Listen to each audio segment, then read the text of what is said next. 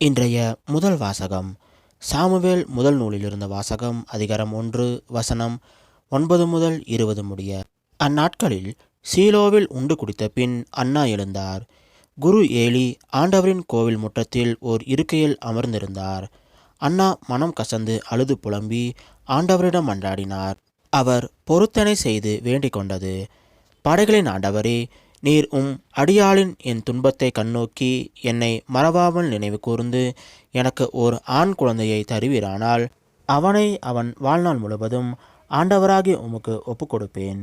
அவனது தலைமேல் சவர கத்தியே படாது.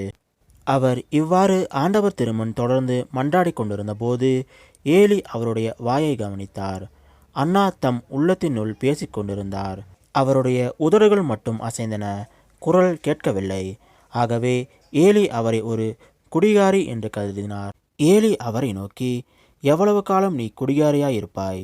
மது அருந்துவதை நிறுத்து என்றார். அதற்கு அன்னா மறுமொழியாக, இல்லை என் தலைவரே, நான் உள்ளம் நொந்த ஒரு பெண். திராட்சை ரசத்தையோ வேறு எந்த மதுவையோ நான் அருந்தவில்லை. மாறாக ஆண்டவர் திருமுன் என் உள்ளத்தை கொட்டி கொண்டிருக்கிறேன். அடியாளை ஒரு கீழ்த்தர பெண்ணாக கருத வேண்டாம். ஏனெனில் என் துன்பத் துயரங்களில் மிகுதியால் நான் இதுவரை பேசிக்கொண்டிருந்தேன் என்று கூறினார். பிறகு ஏலி, மனநிறைவோடு செல். இஸ்ரேலின் கடவுள் நீ அவரிடம் விண்ணப்பித்த உனது வேண்டுகோளை கேட்டருள்வார் என்று பதிலளித்தார். அதற்கு அன்னா, அடியாள் கண்முன்னே அருள் பெறுவாளாக என்று கூறி தம் வழியே சென்று உணவு அருந்தினார். அதன்பின் அவர் முகம் வாடியிருக்கவில்லை. அவர்கள் காலையில் எழுந்து ஆண்டவர் திருமுன் வழிபட்டு விட்டு திரும்பிச் சென்று ராமாவில் இருந்த தங்கள் இல்லம் அடைந்தனர்.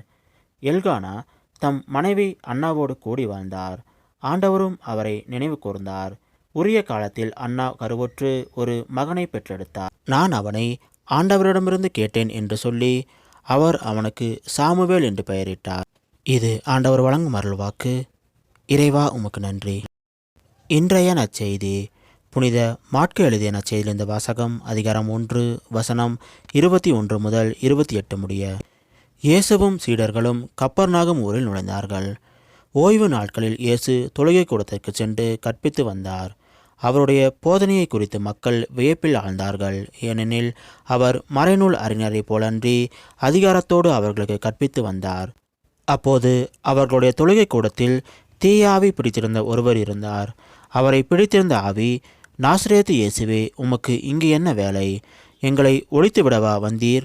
நீர் யார் என எனக்கு தெரியும். நீர் கடவுளுக்கு அர்ப்பணமானவர் என்று கத்தியது. வாயை மூடு, இவரை விட்டு வெளியே போய் என்று இயேசு அதனை அதட்டினார். அப்போது அத்தீயாவி அம்மனிதருக்கு வலிப்பு உண்டாக்கி பெருங்கூச்சலிட்டு அவரை விட்டு வெளியேறிற்று. அவர்கள் அனைவரும் திகைப்புற்று, இது என்ன? இது அதிகாரம் கொண்ட புதிய போதனையாயிருக்கிறது. இவர் தீய ஆவிகளுக்கும் கட்டளையிடுகிறார், அவையும் இவருக்கு கீழ்ப்படுகின்றனவே என்று தங்களிடையே பேசிக்கொண்டனர். அவரை பற்றிய செய்தி உடனே கலிலேயாவின் சுற்றுப்புறம் எங்கும் பரவியது. இது கிறிஸ்து வழங்கும் நற்செய்தி. கிறிஸ்துவே உமக்கு புகழ்.